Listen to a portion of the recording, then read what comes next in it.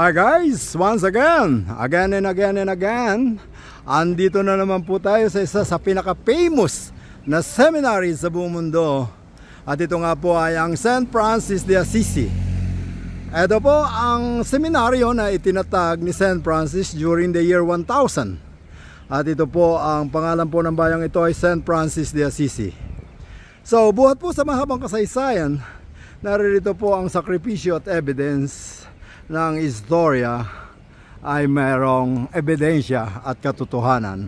So sa ngayon po ay ito ay sentro ng ng turismo at ng paniniwalang Katoliko dito sa buong mundo. So ito po ay nasa taas ng kabundukan at makikita po natin ang kahalagahan kung paano ito naitayo during that time.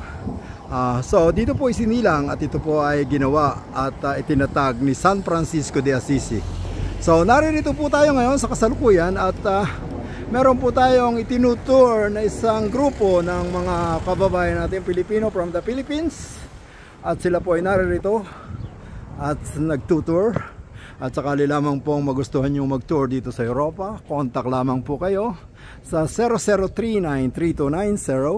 0039-3290-124926 at meron po tayong mga limousine na ginagamit sa pagtutour para sa ating mga kababayang Pilipino. Thank you for watching po.